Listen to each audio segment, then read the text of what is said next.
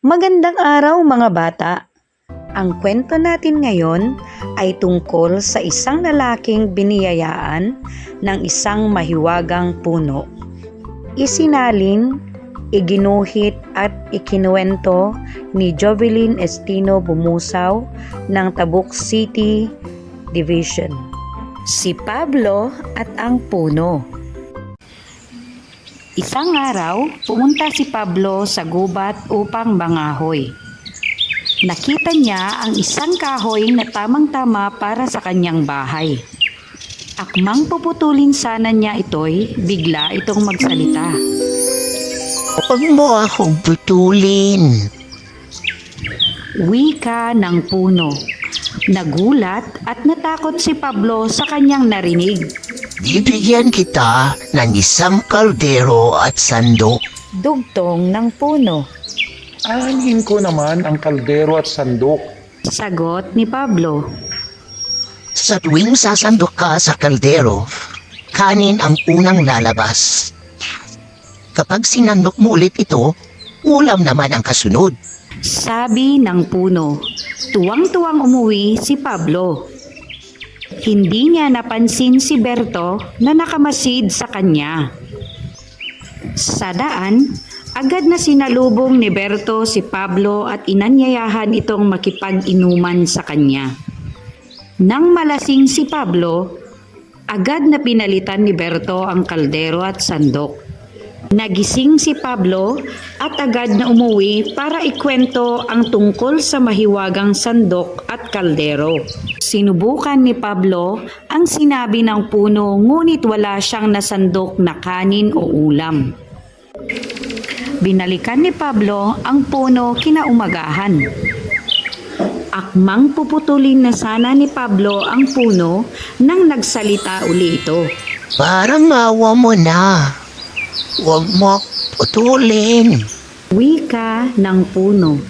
Bibigyan kita ng manok na naningitlog ng ginto.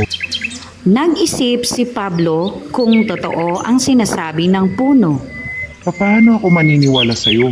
Wala naman akong nasandok na kanin at ulam sa kalderong ibinigay mo. Sumbat ni Pablo. Subukan mong pangitlogin ang manok. Sagot ng puno. Nilapitan ni Pablo ang manok at inutusan niya itong mangitlog ng ginto.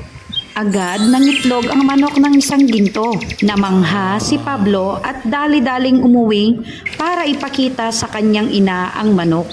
Nakita ni Berto ang nangyari at hinintay si Pablo sa daan, bit-bit ang isang botelyang basi.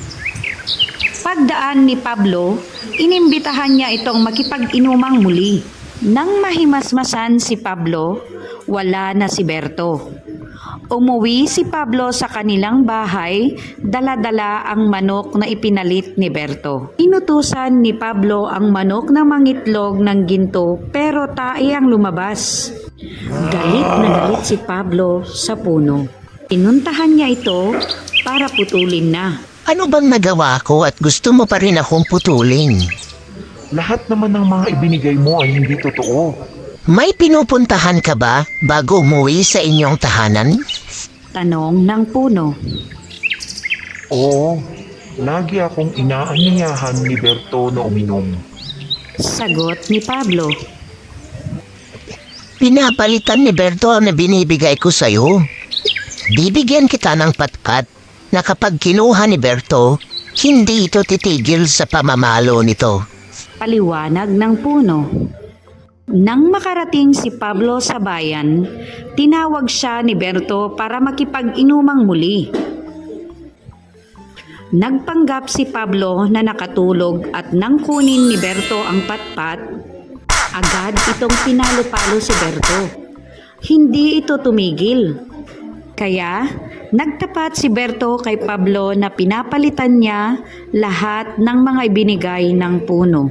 Humingi ng kapatawaran si Berto kay Pablo at ibinalik ang kaldero, sandok at manok. Umuwi si Pablo, dala-dala ang mga bigay ng puno at namuhay sila ng kanyang ina ng maginhawa. Hanggang sa muli mga bata.